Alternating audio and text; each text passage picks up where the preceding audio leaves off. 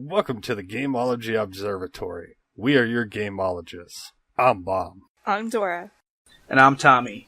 And today, we have a very special guest with us. Someone who is keeping our Discord alive with his antics on a daily. We want to introduce Ace. How y'all doing? Hey, dude. Howdy, how y'all doing? Hi, I'm Ace. Hi. And it's pronounced Aces High Biatch. That's what it said like, but just call me Ace, it's fine. Got it. If you want to stay up to date on what we are doing, follow our social medias, join us in the Gameology Discord community with Ace. All the links will be in the description below. It's dangerous to go alone, so come along with us as we discover some recent games and technology news that have been announced. Alright, start things off. Our first game in our PR list today is Tabletop Gods. Other Ocean Group is pleased to announce that their Tabletop Gods, the game combining action arcade, real-time strategy, and tower defense, is leaving early access and launching on Thursday, May 16th. This is a complete VR game. Have you guys seen this? Have you heard of this game? Just the trailer? Mm-hmm. Full-on VR. I got really excited when I first heard about this game a couple months ago, because, you know, when I come from D&D, when you hear about tabletop, you know, I'm thinking D&D. This is like a virtual reality MOBA. It's pretty interesting. Oh yeah, it looks like a tower defense game for what I was watching in the trailer. And the cool part is it seems like you could play with just your PC, or you can play the VR. They seems to be out on all of the VR headsets, even coming to PSVR soon. Some of the things that are key about the game, the races, if you will, human, undead, demonic governance factions. We got the Castle Grounds, Netherrealm, Void Temple, Tabletop Battlegrounds, and powerful spells, killer traps, single and multiplayer gaming. They've got their achievements and leaderboards. Leaderboard's going to be important because it is a MOBA. It's like the first virtual reality MOBA, so there is going to be some competitive nature to the game. Its localization into French, Italian, Spanish, German, Korean, Mandarin, everything under the sun. I mean, that's not everything, but there's a lot of them. It's like Jabam said, PC and all virtual reality headsets, HT, Vive, Windows Mixed Reality, and Oculus. Graphics don't look spectacular, though. And I guess that's just the design. I was a little bit disappointed. It reminds me of... I should have been more prepared. I'll find out. There's a game that it reminds me of, though. No, there's always a game that reminds you well, of a game. I know, but... Okay, well, anyway. It's along the tower defense line. I don't think it's made by the same people, but... I think I know what you're talking about. It's got a similar cartoony look. I don't know if... This game's not really up my alley. I mean, I like MOBAs. I can't do virtual reality because I get dizzy doing it, but I guess I could play it. What's that? The game's called Sleep Tight. It's there not not virtual reality, but it is tower defense, and it's along the same kind of cartoony graphics. Mm-hmm. That was a cool one. You were in your bedroom and you had to build forts for the monsters that were coming. Yeah, you used pillows and Nerf guns and water guns. It was fun. But anyway. Yeah. Wait, that's kind of like the hero defense game that I did. Mm-hmm. Yeah, these games are all close along the lines, like tower-wise, but the cool part is being in virtual reality and be able to move and stack your pieces where you want. That would be a lot of fun. That sounds like a lot of fun. Virtual reality's come so far. Are you, placing stuff on a tabletop on the board? Yes, you are. That is pretty neat. So you have, pieces that you put down to make your troops. Yeah, if you are watching the trailer here, you'd see along the bottom bar that there's, the numbers 1 through 8, and you would pick those up and drop them. It's probably got, a number base where you can only have up to so many points, but you can mix and match up to that amount of points. Probably something like that. I haven't played it yet, but it looks amazing. Up next, we have Layers of Fear 2. With story-driven exploration, you explore the world around you, discover your past, and expose the reason for your having been cast for this film. Psychological horror, which instantly means I'm out. This is all part of the film. Or are your memories playing tricks on you? Your world may change with the slightest of provocations. You must decide what is real and what is fake. Ocean liner setting. Your explorations into the depths of the ship that play the scenes for the film become ever more incredible and ever more terrifying. And a soundtrack that is classical as well as ominous. An original score composed by... You left this name in, but none of the other ones? Arkadiusz Rukowski, conducted by George Strazov, and performed by the Sophia Session Orchestra.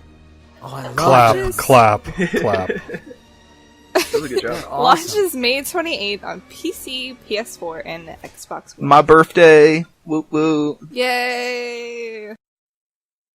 Hey, last time we had one for I my know. birthday, this time we had one for your I birthday. didn't pick this one on purpose or anything. Birthdays suck. So what's everybody think of, first of all, the genre, psychological horror? How do you feel about that in general? I'm Love not it. into them. No. I love it. I love it. The jump scares, the just the feeling of you don't know what's going to happen when a game becomes, you're playing along in a game and you know kind of when you're to expect something to come around a corner or pop out at you, but when it's all of a sudden in your face, and it's like, I really enjoy that. I love to hate it. How's that? Yeah. That's fair. That's a good appeal about these kind of games. I'm just a wuss, and I hate scary things. It looks like a good game, though. It's like a point-and-click kind of first-person detective-like game. You know, you click on a drawer, it opens up, there might be something inside of it. You don't really see the character's hands come out and grab it, but, you know what I mean? Then, like, an eyeball will show up on a painting, so it's a place of interest. It's one of those kind of games. But it looks scary and just creepy all around. It's got a real, like, oh, yeah. 50s, 60s movie cinema feel. Mm-hmm. Yeah. To me, this is a game that is just, nope, I won't play it. It's not that I have a problem with the horror genre or psychological or anything like that. These are more games I prefer watching someone else to play. Jump scares really don't get me, and then I find the game lack of interesting because, well, the story doesn't really interest me. I don't watch horror movies to begin with, things like that. But I would watch a person play it, you know what I mean? Yeah, that's different, though. That's how I am with any games like this. I remember watching people play, was it Dead by Daylight or yeah, Dead by Daylight, where you could play a monster and then the survivors. And then the Friday the 13th one came out or whatever. They're fun to watch, but I couldn't play them. No, I'd be peeing all over myself. I wonder if Ew. that's like, you'd be fun to watch the movie, but you don't actually want to be the victim in the movie. So that's why I'm so drawn away. I won't even watch movies like this. I don't watch scary movies. Like I said, I'm a wuss. I don't like to have that feeling, that anxiety that comes with watching scary things. No. Right. That's how I was with Spectrum Retreat, so anything that's like psychological, I just kind of stay away from it because it gets into my skin. Not that I am not in touch with reality, but I easily become absorbed in a story. So something like that, it attaches to me, and I have a hard time letting go. The only psychological horror game I liked like that is essentially Portals. Who can't like that freaking companion cube?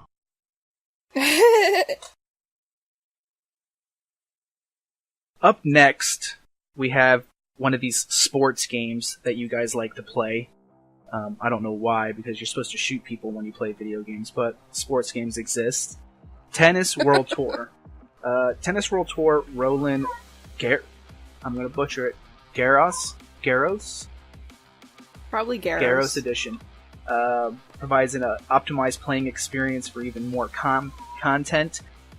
They have motion capped the actual movements of professional tennis players to mimic the live action animation that would be the actual person and how they would move to hit the ball in a certain way.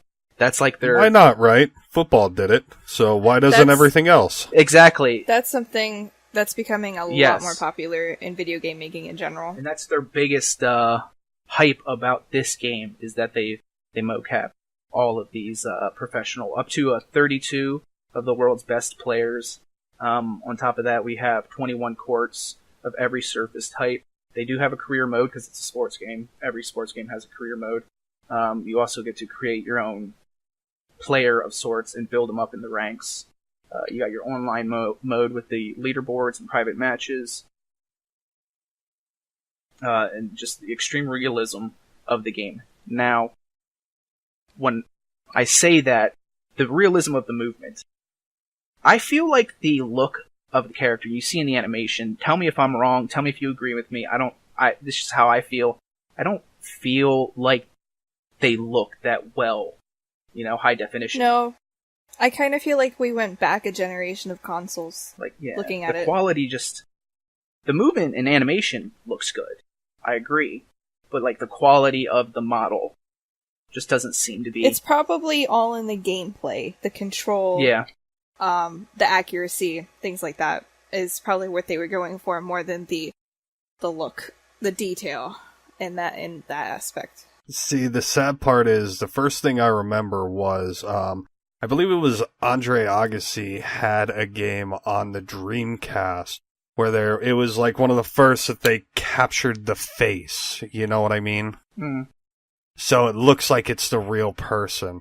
So, after that, they came out with Sega Tennis, which was by far one of the all-time greatest tennis games ever. In my mind, it just played so fluid and smooth, and I haven't played a lot of tennis games, always Mario Tennis, but to seem so real was always that Sega Tennis, and it seems like that, but you're right, it seems we have gone back to that older generation, like we're trying to mimic it.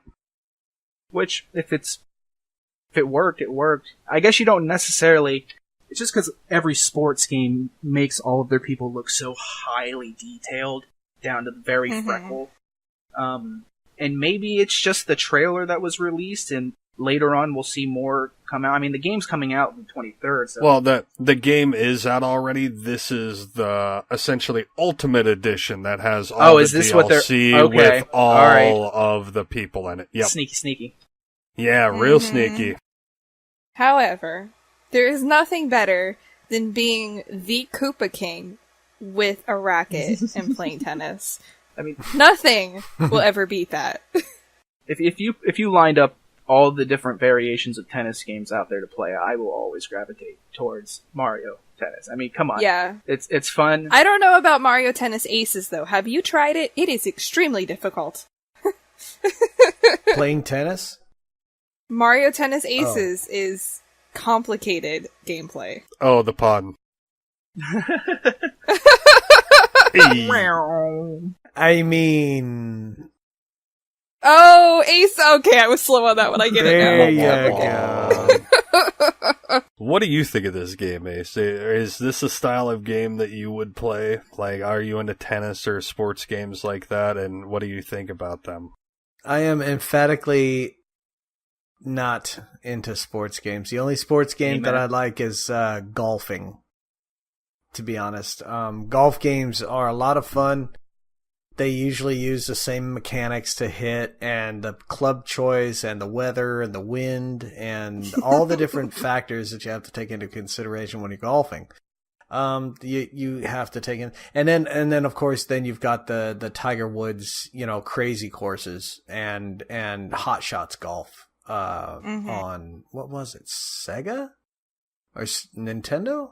I can't remember. Hot Shots was PlayStation. Oh, was it series. PlayStation? Okay. Yeah, that was always fun. But the courses get all crazy. Your ball goes off and explodes and does stuff like that. That's the only sports games that I've really ever liked. I've never nice fun things. Yeah, having a good time and being goofball about it. But these Madden, never got into it. Basketball, never got into it. Never got into any of the sports games. FIFA, the anything. So the tennis, okay, I can understand that, but if you want a ultra real, feeling, then yeah, the Wii. You're actually swinging a racket, you know what I mean? That was a fun tennis game. Well, this game is coming out for the Switch, so maybe they do have that capability, because the Joy-Cons... Yeah. Now that's That's what cool. the Aces was about as well. You use the Joy-Con as a racket. It's also coming out for PlayStation, Xbox One, and PC, all of them. But if you're going to get it and you want to be interactive with it, and I'm sure you can be interactive with it, go with the Switch, because the Switch is the best right now. My money is always on Switch this year.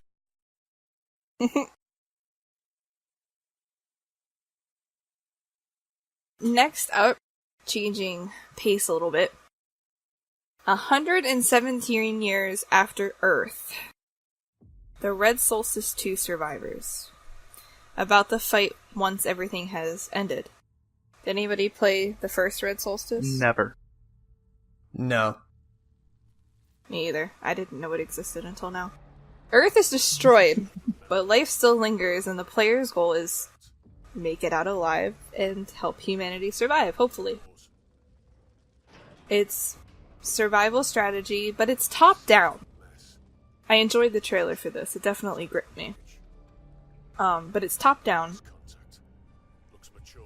The Red Solstice 2 survivors couples tactical missions with the ongoing survival against the Stroll virus, STROL, over the entire planet in a campaign that spans over time with a single goal.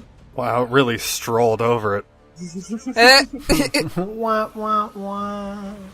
Does that say 8 cooperative multiplayer? Yes, it does. It does. Nice. Join other player campaigns and combat missions, or vice versa. Bring your own research and resources to their campaigns, play together, and work toward the survival of the planet as a team. Strategic. Customize and grow your character. Research and upgrade new technologies and combat suits. Prepare assets for deployment on combat missions, like artillery, tactical nukes, reinforcements, dropships. Missions. Combat missions. Deploy alone or with other players in order to contain the spreading biomass infection, which in the trailer, that is not something that you mess with. Manage your resources, another kind of a survival tactic. Explore an open map and secure areas in order to save humanity. I'm noticing a humanity saving theme. Well, in the trailer, and like you said at the beginning here, they're now counting time as AE after Earth. Oh yeah. So, like, we're no longer, after the death of Christ. So I'm assuming Earth has been just annihilated, and like we don't, like, like we're not the top dogs anymore. Yeah. And there's 8 classes, each with a specific set of skills and gameplay style. Most interesting, I've only ever seen one other person do this, and that would be Friend Computer. But the release date is 2019, when it's ready. Good for them. Not sure. Yeah. Yeah, I like that. I looked it up. I mean, a lot of places just say later 2019, but this one seemed like the most fitting. I got the information from Steam itself, and I just like that. Just when it's ready, deal with it. Yeah. This looks like an interesting game, especially with the ability to play with 8 people cooperatively. Yeah. That's a lot of people. One thing I wanted to mention that wasn't in our little bullet point list here is that the developer, Ironward, I think I got that right, was focusing on the corridor battle and just making it more intense. In the article, which you can find on our website, Gameology.news, it says in there that most of the people on the team were fans of aliens. So you know where they got their inspiration from, which is terrifying. That's awesome. Xenomorphs are terrifying. I love them. They haunt my nightmares. Embrace Let's just hope the there's horror. no predators.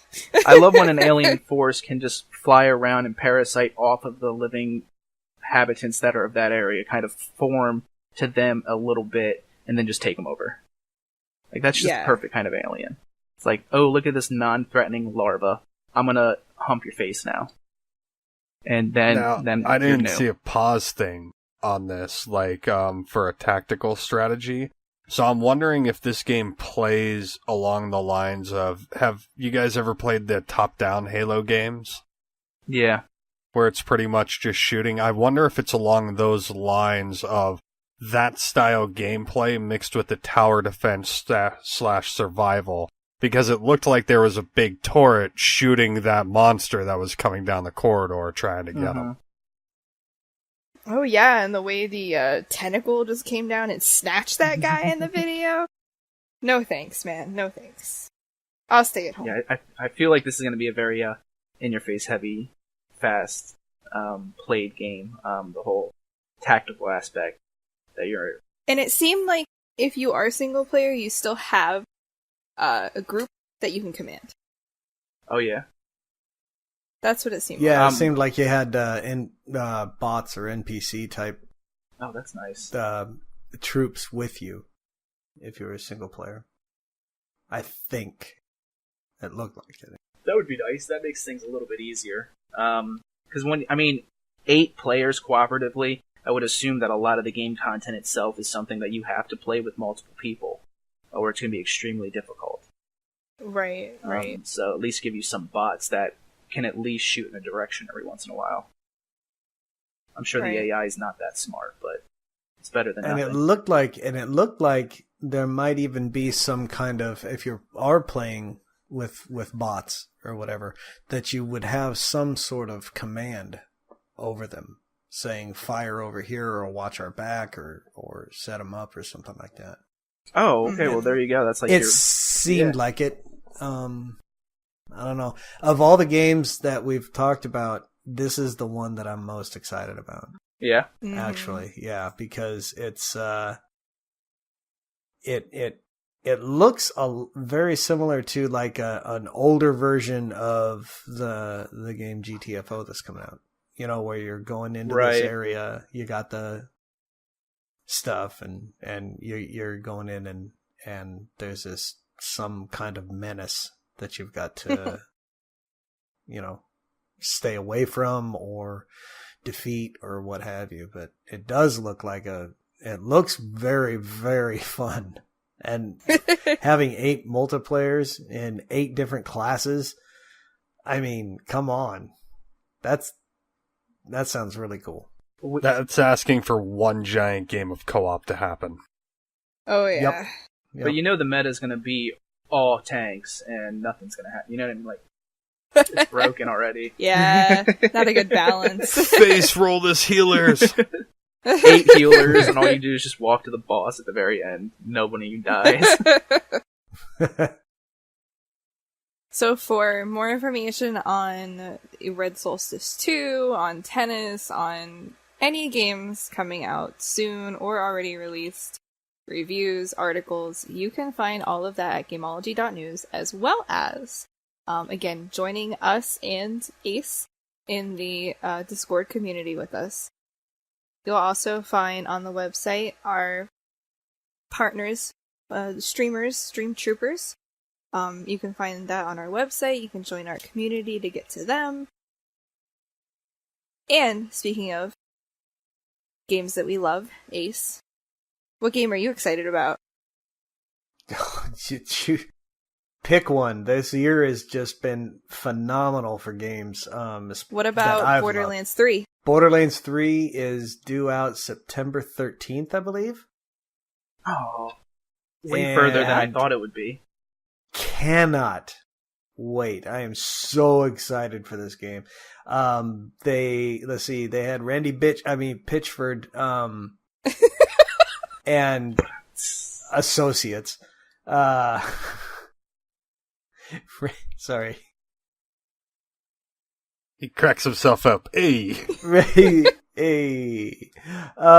They all had their live stream for, I believe it was an hour recently in LA for Borderlands, the big release announcement stuff, and it was all about Borderlands 3. And they showed some of the gameplay. They showed a lot of the different classes and the guns, and it's so refreshing to see a game, that comes through, so many different iterations and yet still holds true to what the audience expects. Yeah.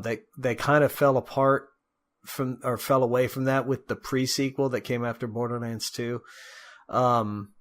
And this one kind of brings it back. Even though in the game you're going to, for the first time, be able to go to different planets, even so, it's still one of it holds true, and it gives you, being a fan of the series, it gives you hope that they're going to continue, doing things like this.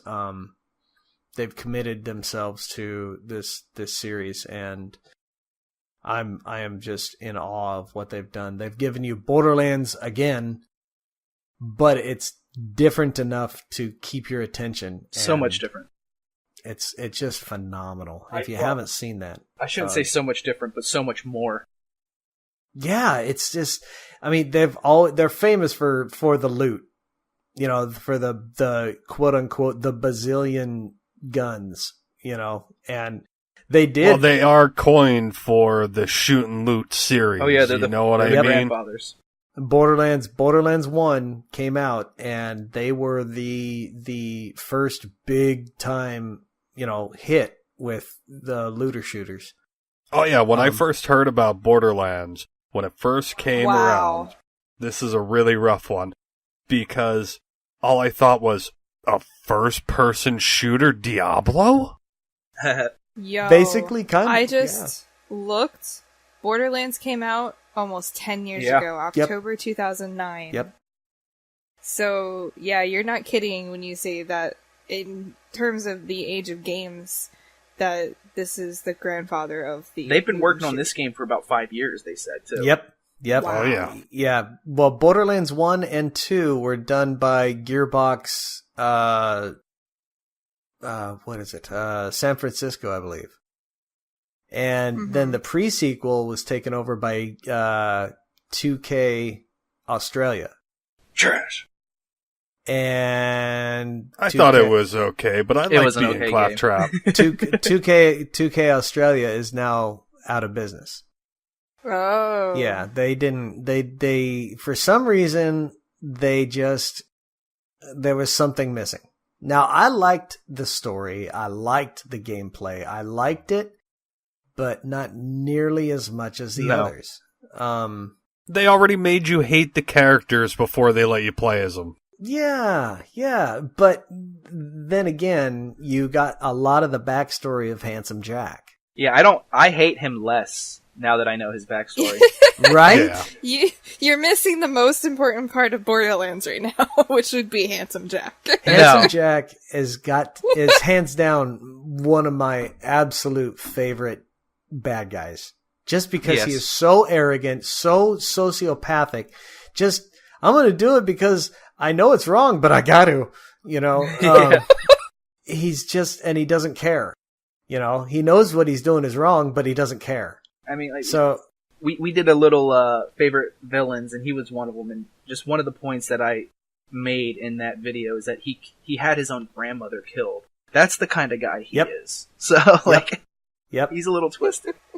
And but Handsome Jack aside, that he was one of the characters through two of the releases, Borderlands 2 and the pre-sequel. And then this Borderlands 3, you've still got Lilith, one of the original Borderlands characters and one of the favorites. Wow. Oh, you got Maya too. Like you've got most you've of got the original Maya, people. you've got Zero, you've got Lilith. However, there was some released information or leaked information. I don't know if it was leaked on purpose or what, but that the rest of the Vault Hunters might have been killed.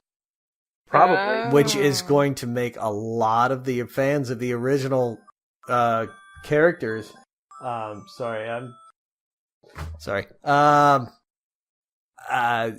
going to make a lot of the fans of some of the characters, especially like Krieg, the psycho you could play in Borderlands 2. As long as Moriarty went out with a bang. Moriarty. Yeah. You mean Mordecai? Mordecai, Moriarty, whatever you want to call it. Hey, it's a mariachi, huh? Hey. One thing that I thought was interesting about this game is that not only do they have like the big claim that they're going to have more guns than they've ever had before, is now that they have alternate firing types for the guns now. So your pistol will do like a burst 5-round shot, but then you can go to your ultimate or your alternate route. And it'll be mini missiles. Yep. Very exciting. So basically, just doubles every bit of gun load. And right away, just from the trailer that they showed of the pre-demo gameplay, the level 1 guns looked really cool. I can only imagine what the max level guns look like. And see, that's what I mean. Borderlands guns have always been really unique in that they're fun to look at. They're fun to see all the stats on them and everything like that. It's definitely one of those collector's games. And the guns, they've taken that to another level somehow, some way, and they've refined the textures, they've changed the way they look, they've done a lot of different things with the guns. However, they still are all fun to shoot, Mm-hmm. And also on the subject of collecting them, you will be able to save certain guns and keep them on the spaceship Sanctuary 3 that you use to go back and forth between planets. You'll have a quarters, and you'll have frames and mounts that you can put some of your favorite guns in and take them down and put them back and whatnot and use them. So that's something that's brand new. They had a vault in what the hell? Am I there still? Yep. Yeah. Okay. My whole system just... Speaking of new things, they also implemented the Lost and Found feature in the game. Yes. You no longer need to pick up your guns. You can just do your stuff and then go and collect it at the bar. At the for instance, at the end of the last mega boss that you had to kill in Borderlands 2 was the warrior, the Vault Warrior, and it was like a big dragon fire looking thing, and you had to take it down. A lot of times when you killed it, one of the most ultra rare drops that would come out, the legendaries, would come out, and it would be underneath the warrior, and you couldn't get to it. Ouch. Yeah. Sounds like more cash for me, because that's always the problem, is I have to leave loot behind to pick up what I want. Yep. Yeah. Well, now, like Tommy just said, now you've got an option on Sanctuary 3. You've got a machine that's lost and found. And you go in there, you open it up, and it spits out, the guns that have dropped. I don't know how it decides what guns, because I've at a certain point you just kind of look at guns. It's freaking green or blue. Right. There that might be a filtering option that you could set to it. Like, I only want my purples that drop purples and higher. Yeah. There's Hopefully auto sale. Get that cash. Oh, that would be cool. I didn't hear anything about that, but you could just junk any commons. But at any rate, you won't be losing your legendary loot anymore. So that's nice. Here's the thing I've also heard about this game, is that they are supposedly not going to do microtransactions. Like, Borderlands is notorious for their giving away gold keys that you can use to get these upgraded items, like to get better guns, things like that randomly. Do you think that's going to keep up in the same set, since they've already sort of announced that they're going to not do a microtransaction system? I 100%, 99.9% am sure that they will not, number one, have any microtransactions in the game. It won't be pay to win. Yeah. It won't be, anything like that. There will be no microtransactions in the game.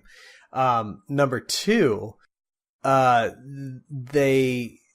was the things he said? No, about the gold keys. Oh, the gold keys, the shift essentially, codes. They give gold shift codes away to give gold keys, which allow you to get better items in all the other Borderlands games. And those you can check on Twitter, you can check on the internet. Just Google shift codes Borderlands 3, and you'll come up with things. Also, one of the newest things that they've done, and this is one of the newest things that I've seen any game do, is you can link your Twitch account. And start collecting golden keys and loot and stuff that you can get when the game finally releases. So, very nice. Yeah. Look into that. I urge anybody to I've done it, so. But on that, it does lead us to our next topic of microtransactions. Are they good or bad? And I bring this up slightly because it is our topic, but since Borderlands 3 is an exclusive to Epic Games, okay, for the first 6 months of its coming out on PC, on a system that, even though they said that there is going to be no microtransactions in the game, on a system that's built off microtransactions, that's how Epic got most of their money, do you think they're good or bad? That yes, it's okay that they've done this and trying to sell things, but are the microtransactions killing game industry, or are they good for the game industry? I'll throw my 2 cents out right away. Go right ahead. It's hit or miss for me. I'll throw out 2 possibilities of microtransactions. Using Epic and Fortnite as a big one. I feel if microtransactions are geared toward just purely cosmetic things, novelty kind of items, I'm okay with it. It's up to you if you want to spend money on things that don't change the gameplay really, other than visual elements. But when it gets to doing certain things like being able to buy an elite weapon for $50, or getting a special enhancement to a something because you I don't know, bought it in an item shop or something like that. I don't agree with that. Pay to win concepts for microtransactions, I don't agree with those. Cosmetics, I like them. I kind of do. But I feel like if you're going to do that, you can't sell your game at a $60 price tag. Like that. Well, yeah, that leaves you down a sleep slope. Because let's go back to Halo 5 when it first released. It had loot bags, essentially, that you can open to get the armor, okay? Well, you can pay $100 for, like 50 of these loot boxes to unlock the armor early, which you can still just get in the game naturally, but people paid to get it early and the game company benefited. Right. There was a Japanese developer, the guys who made Monster Hunter World. Yeah. They came out completely against. They don't like microtransactions where you pay to win.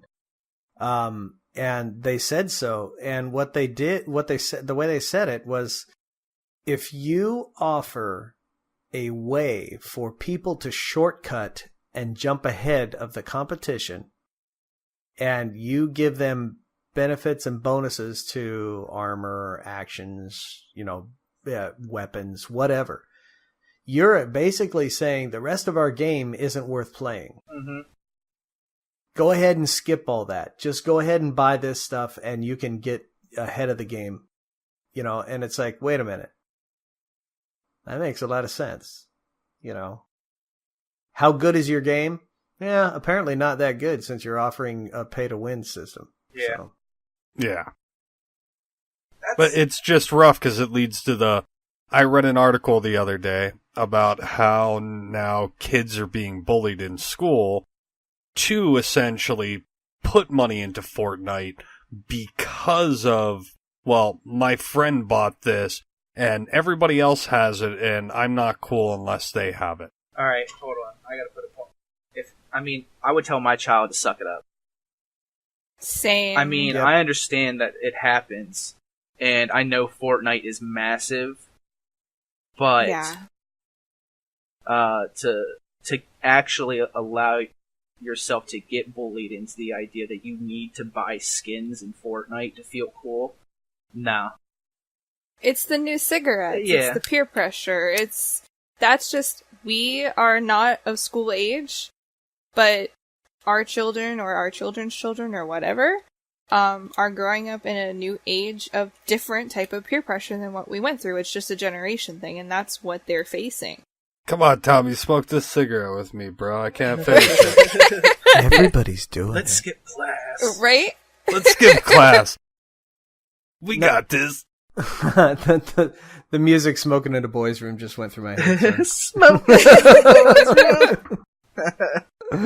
I can tell you that when I was in school, and I guess cell phones were just kind of emerging, texting was still T9 for the most part.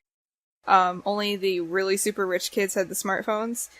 But now, kids are online in school on their phone all day long. Yeah. I don't know how they get any work done. They don't. But They teach them impossible math that they never understand. Yes, Back to the they give topic. schools around here, they give them iPads and then say, you can't use the calculator on it. But back to the topic, I kind of agree with Tommy that the cosmetic aspect of microtransactions versus pay to win. So the cosmetic is fine, unless of course you have that Fortnite situation where there's bullying, but that's an extreme case. But if you want to have the pretty golden armor or pretty black armor, I guess, but it's a pay I gotta thing. have the girl with the lollipop on her back and she's all pink and she's running around with a bunny helmet and it's so beautiful. Oh my god. Or the fancy companion, I guess that's mostly for like MMOs. Do you absolutely need it to spend the money on it? No. You can still play the game to its full extent without it, which is great. But if you have pay to win, I'm instantly turned off of something like that. Instantly. Mm-hmm. It's not fair. It's not right. I've already paid. Let me correct that. If I've already paid, then it's not fair. So if I'm paying to play your game, or if I've purchased the game, but I need to spend more money to experience the game to its fullest, that's just immoral. Can we all just agree on that? MMOs, I think, are the ones who are the most evil in this aspect, especially the ones that make you pay a subscription fee. You pay $60 plus $40 for every expansion, and then you also have microtransactions to get mounts and stuff within the game, and you're paying a monthly fee for the game. Yes. And then there's other things like pets and companions, and like you can buy all this stuff. Like, no, like I'm paying a subscription. I paid for every expansion, and I paid for the base game. Like, I'm giving you $15 every freaking month. Don't give me this stuff, but at least give me the ability to earn it in-game. Yes. Now, yes. I think it's important at this point to say there is a big difference between DLC packs and microtransactions. Yes.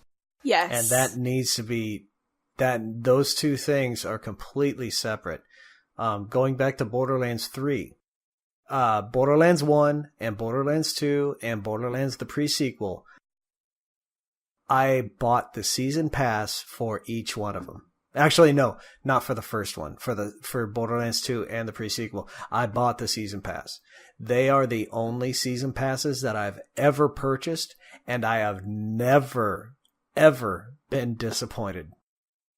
It's saved me, maybe $20-$30 down the road, because I got all the DLC for, $5.99 a pop instead of paying the actual $9.99 a pop. So and the Borderlands guys I have faith in them, in the developers of the Borderlands series, because they've always come through. Every DLC pack that they release, there's a huge addition to the map. There's a ton of different bad guys. There's a bunch of different characters. There's maybe a new class or two even, along with a full, gambit of missions and guns and specialty weapons and whatnot. I have always been happy with what Borderlands has put out for DLC. And so therefore I will be getting the, Borderlands 3 Ultra Edition so that I can get all the DLC just as soon as it comes out. Never been disappointed with it. However, that's the only season passes that I've ever gotten. They're worth it. They totally are, because I know that I'm going to want to play, what they come up with. I have that much faith in them. But going back to the absolutely pure microtransactions. Pay to win is hands down just garbage to me. It's just slop. I hate it. I hate pay to win games. I don't mind when you have to pay to get into another area. Say you've got a big map, right? And you're playing whatever, or a big, you've got the base game, and then there's another area where you have to pay to get to that area. I don't mind that. That's similar to a DLC, because in that area you're gonna have different bad guys, different. What would be reasonable for an area? An area, as that's going to be dealer's choice. What would you honestly? Pay what would at I most pay for like a new zone? For a new zone, okay. Let's say Destiny, Destiny 2. Another shooter looter. Love it. A lot of fun, a lot of character progression, a lot of, combat and action and story, and it's all cool. I like it. They added on, what was it? Gambit. Yeah, I think it was. And you had to pay to have access to it.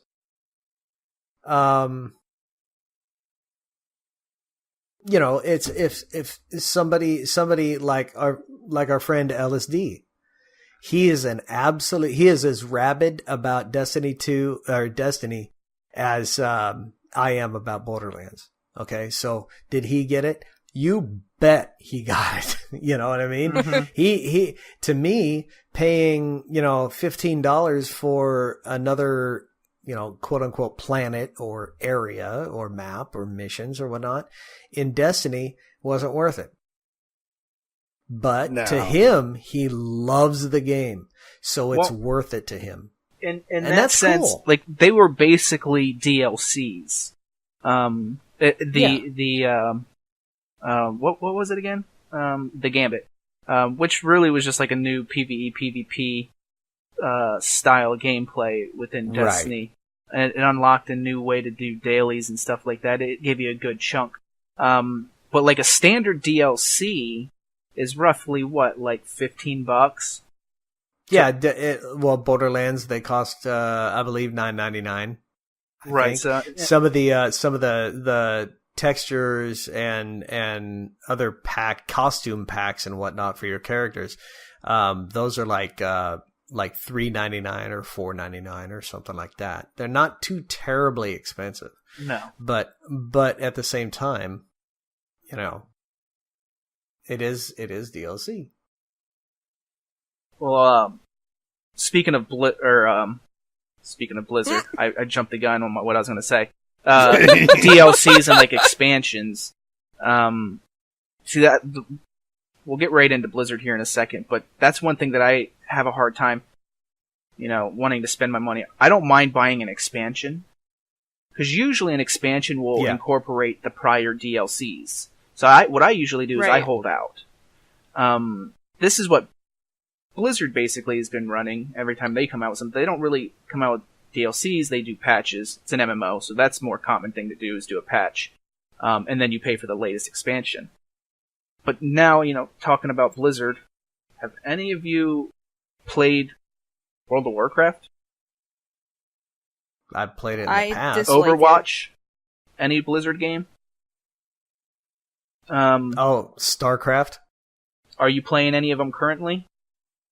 No. It's because they suck right now. That's plain and simple. Blizzard is terrible.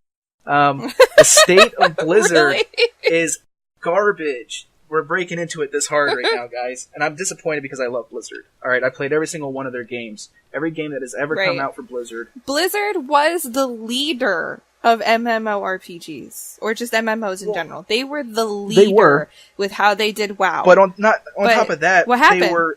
What happened? They were a lead developing team. They were coming out with the best games for years. And then, Activision bought them. And that's what happened. And they're just they're failing now. They've lost over all games, 8%, roughly 10% of their entire fan base. They have the lowest numbers that they've had since 2016. They're doing terrible. And they just don't see why. Look at Reddit. Okay, you have so many YouTubers telling you on a daily basis why your games are failing. It's because you're linked to Activision. And you don't make games anymore. You make vending machines. That's it. Yep. We were talking about microtransactions. Now, Overwatch, I'll give it to Overwatch. Overwatch is just toxic. But it's an overall good game in my opinion. Other than the fact that the developers are kind of dealing with an issue where they've promised too much and are still following with their promise, but it's just flooding their game. They have way too many characters. Once a fighting style game gets into the idea of League of Legends, you've got so many characters to choose from. None of them ever get played again. So that's a problem that they're running into. But they do a nice microtransaction where it's just purely cosmetic or loot boxes that give you cosmetics. Excuse me. But, WoW, for instance, is that one crappy form of microtransaction. Yeah. Not only do you pay for the expansions that come out, you're paying a subscription fee. You paid for the base game. You can buy mounts right from the auction or the item shop.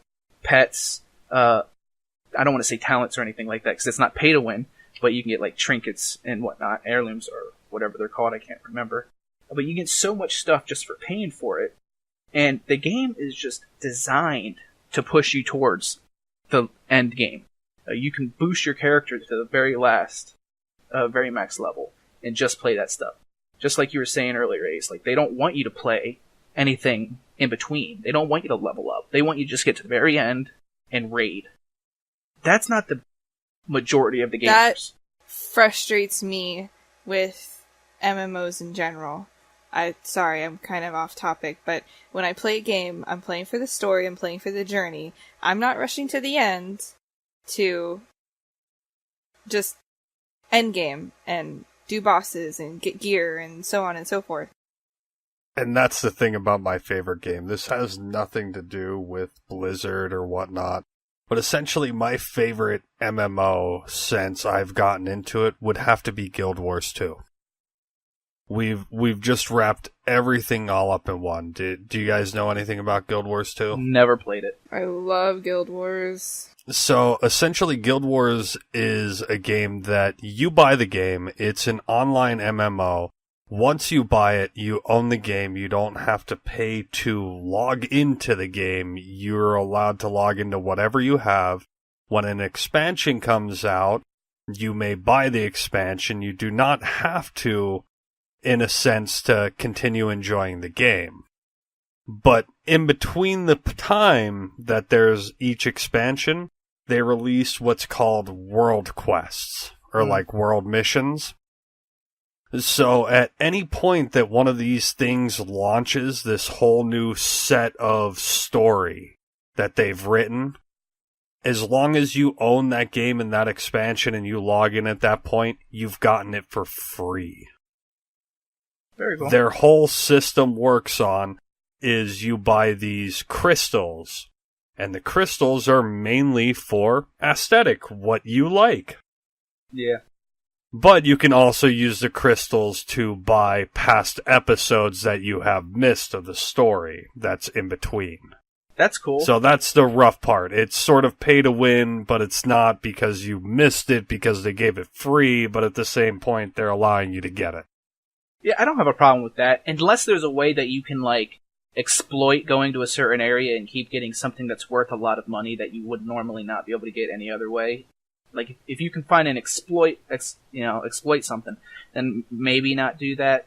But to play content that you normally wouldn't be able to play, I think that's cool. See, everything's gainable by playing the game. Anything that you buy in that store besides story mission that you may have missed because you missed out on the time period of logging in to get it free, all of that's cosmetic. It doesn't mean anything. All it is a skin that goes over your current item that you already grind and played the game for to get. Mm-hmm. So it's one of the reasons that I always go back to that MMO. Like, it's free, I own it, I don't have to pay anything to log in to have a good time. See, maybe I wouldn't be so critical about Blizzard if they went free to play with WoW. Yes. But you have to have a monthly subscription. Right. Or you buy it and you get free up to a certain level, but seriously, level 15 and what's it up to, level 120 or something? Yeah. It's insane. Yeah. I mean, to play the free version of the game, and I think it's level 20 that you can go to, but that's nothing. Oh, okay. That's yeah. You've done nothing in that game. You can do that in a zone and a half, and there's nobody in that zone. Like, that's the thing that's terrible. You're in an MMO where everybody's at the very end of the MMO, and you're like a new guy starting out fresh, and you're just wandering around, and you're like, where is everybody? There's no one around, and then you get ganked randomly because you decided to join a PvP server and you didn't realize it. Oh yeah, and to bring this full circle, okay, like, you guys were talking earlier about what's killed Blizzard and what's killing WoW. It is essentially pay-to-play, pay-to-win Korean MMOs. They're free to play, but guess what? You're going to give me your money to get this awesome item. I mean, they definitely are a shiv to this industry. WoW's never going to go anywhere, unfortunately. They have enough people to make shitty experience. WoW Stararium Craft, remember? Yeah, like, they're just going to make crappy decisions from here on out, and people are still going to play. And, like, maybe in 20 years, their numbers will dwindle down enough for them to go free to play. But they've got, like, tenure in the MMO community. They do. Unfortunately. I'm really just hoping that eventually the numbers will go down enough that Activision will just be like, we're just going to pull the plug and bounce out, and you just you retain all the IPs that you guys made and just go to town. And then Blizzard finally cracks their knuckles and it's like, alright, game time. Let's bring everything back. I kind of felt the punch to the gut for Blizzard when the whole thing with, what was it, Diablo? Yeah. Happened? Yeah. That was horrible. It was everywhere. The fact that one of the devs even said, what, you guys don't have phones? First off, yeah. I only use my phone for talking to people, ignoring texts, and the calculator. That's it. I'm not playing Diablo on my phone. But it's another subscription you have to pay for. Is it? And what, Ace? what do we need to know, Ace? And as always, know your games. That's right. I could do it like the Cave of Wonders. Know your games.